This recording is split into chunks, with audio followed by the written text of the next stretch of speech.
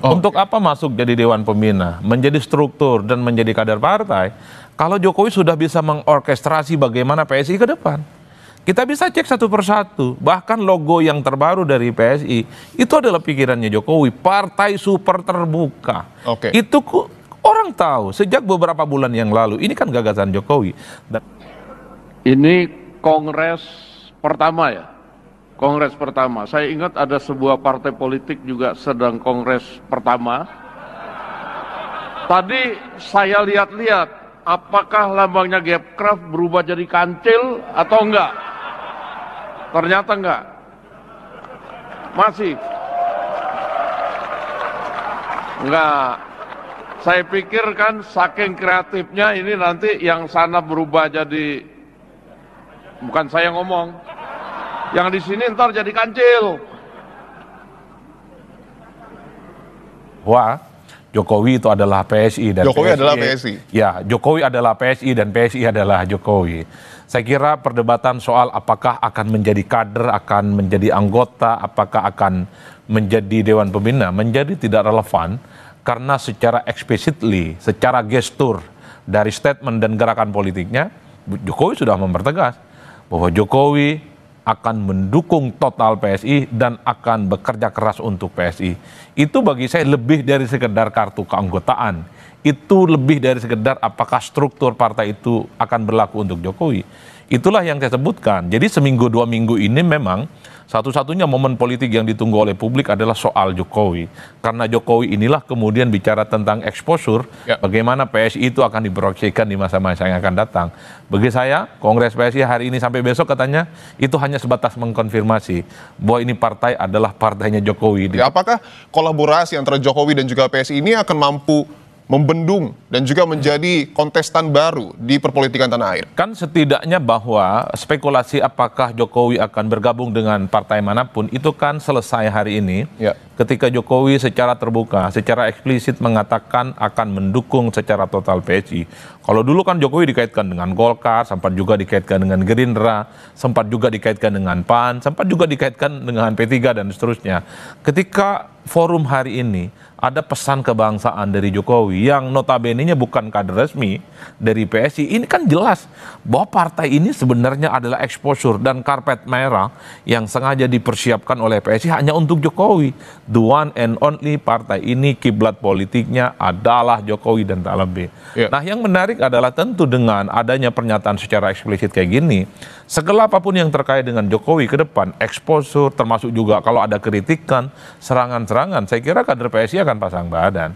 Karena memang sejak ada konflik politik antara Jokowi dengan PDIP, per hari ini juga kader-kader PSI termasuk juga elit-elit PSI adalah mereka yang selalu pasang badan, menjadi garda terdepan membela Jokowi dari segala bully dan kritikan-kritikan manapun.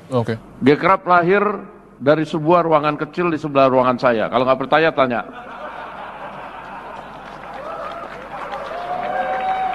Itu ada sekumpulan orang yang punya teori olah-olah. Saya perhatikan mereka ngomong ini itu, tapi akhirnya jadilah suatu yang positif, namanya gerakan ekonomi kreatif.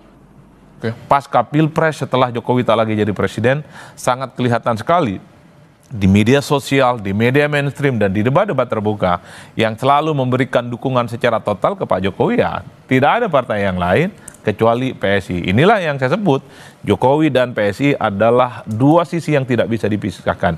Ini semacam mutual interesting, saling menguntungkan dan juga saling membutuhkan satu sama yang lainnya. Nah, pantas kemudian memang orang-orang yang tadi kutak-kutik itu membuat sebuah organisasi yang akhirnya kita lihat pertumbuhannya makin hari makin bertambah karena dikomandani, dikelola oleh orang-orang yang kreatif. Ini bahwa nantinya, ini bukan hanya soal bagaimana Jokowi bisa mengorkestrasi PSI. Saya turut menduga bahwa akan begitu banyak orang-orang yang selama ini menjadi loyalis dan para pendukung Jokowi mungkin juga akan hijrah menjadi bagian dari PSI. Makanya tadi saya melihat bagaimana Jokowi mengatakan bahwa akan ada perubahan yang cukup signifikan terkait dengan struktur partai. Itulah yang saya kira mungkin nanti akan begitu banyak orang, relawan, para loyalis Jokowi yang per hari ini tidak berpartai akan diborong ke ini partai. Artinya menurut Anda bahwa perombakan besar dalam struktur keanggotaan PSI akan juga ada tangan Jokowi di sana, ada orang-orang Jokowi di sana? Ya kalau mau jujur sebenarnya mentor utama, konsultan utama dari PSI ini adalah Jokowi, bukan yang lain. Udah nggak ada perdebatan ini, tak ada lagi panggung belakang yang kemudian spekulatif. Per hari ini exposure dan resultante PSI di masa-masa yang akan datang itu adalah Jokowi. Dalam sambutannya Jokowi mengatakan, kita sudah mengalami pengalaman. Kita itu kan menegaskan bahwa sebenarnya secara eksplisit Jokowi sudah menjadi bagian dari PSI. Bagaimana Jokowi bercerita tentang kita 2019-2014. 2024 maksudnya, itu adalah bagaimana Jokowi ingin menjelaskan 2 kali PSI ikut pemilu. Dan sangat kelihatan sekali, Jokowi itu bicaranya seperti at home, seperti di rumahnya sendiri, bahwa yang dihadapi itu adalah kader-kadernya, semua orang yang tegak lurus bersama Jokowi, dan semua napas politiknya itu adalah napas politik Jokowi. Selanjutnya, mari kita simak bersama pidato penutupan yang dilanjutkan dengan prosesi penutupan Kongres 1G Crafts yang akan disampaikan oleh Wakil Ketua DPR RI, sekaligus Ketua Dewan Penasehat DPP Crafts periode 2019-2025. Kepada yang terhormat, Bapak Profesor Dr. Insinyur Haji Sufmi Dasko Ahmad, dipersilahkan. Sufmi Dasko berikan seluruh soal PSI dengan logo kancil. Di tengah betapa heroiknya para kader PSI berikan respon atas kehadiran dan sambutan pada kongres pertamanya. Dengan enteng orang terdekat Prabowo yang juga hadiri kongres lain bernyataan logo.